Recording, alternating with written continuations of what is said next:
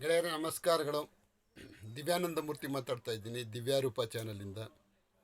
ಇವತ್ತು ಮಹಾತ್ಮ ಗಾಂಧೀಜಿಯ ಜನ್ಮದಿನ, ಹಾಗೆಯೇ ಭಾರತ ದೇಶದ ಪ್ರಧಾನಮಂತ್ರಿಗಳಾಗಿದ್ದಂಥ ಲಾಲ್ ಬಹದ್ದೂರ್ ಶಾಸ್ತ್ರಿ ಅವರ ಜನ್ಮದಿನವೂ ಹೌದು. ಹಾಗೆಯೇ ಮಹಾಲಯ ಅಮಾವಾಸ್ಯೆ ಕೂಡ, ತ್ರಿವೇಣಿ ಸಂಗಮ ಅಂತ ಹೇಳ್ಬೋದು. ಮಹಾತ್ಮ ಗಾಂಧೀಜಿಯವರು ಗುಜರಾತ್ನ ಪೋರ್ಬಂದರ್ನಲ್ಲಿ ಅಕ್ಟೋಬರ್ 1869 ಜನಿಸಿದರು.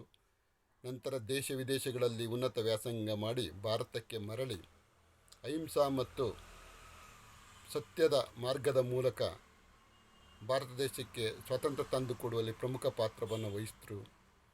ಈ ವಿಚಾರಗಳೆಲ್ಲ ನಮ್ಮೆಲ್ಲರಿಗೆ ಚೆನ್ನಾಗಿ ತಿಳಿದಿದೆ ಗೆಳೆಯರೆ.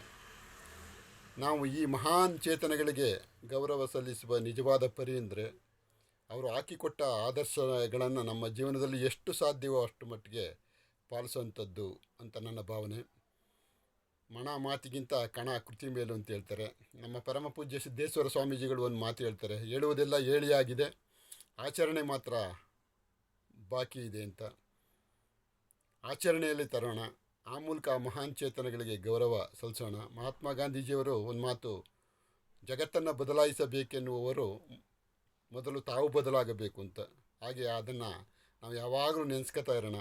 ನಾವು ಒಂದು ಸ್ವಲ್ಪನಾದರೂ ಉನ್ನತ ಮಟ್ಟಕ್ಕೆ ಸರ್ವ ರೀತಿಯಲ್ಲಿ ಪ್ರಗತಿಯಾದರೆ ಅದೇ ದೇಶವನ್ನು ಬದಲಾಯಿಸುವ ಮಾರ್ಗ. ಮತ್ತು ಅಹಿಂಸಾ ತತ್ವ ಎಷ್ಟು ಅದ್ಭುತವಾದದ್ದು ಅಂದರೆ, ಇವತ್ತು ಅಂತಾರಾಷ್ಟ್ರೀಯ ಅಹಿಂಸಾ ದಿನವಾಗಿ ಗಾಂಧಿ ಜಯಂತಿಯನ್ನು ಆಚರಣೆ ಮಾಡಲಾಗ್ತಾಯಿದೆ. ಇದು ನಮಗೆ ಬಹಳ ಸಂತೋಷ ಪಡುವಂಥ ವಿಚಾರ. ಮಹಾತ್ಮ ಗಾಂಧೀಜಿಯವರ ಅನೇಕ ಆದರ್ಶಗಳನ್ನು ನಾವು ಆಚರಣೆಯಲ್ಲಿ ತರೋಣ.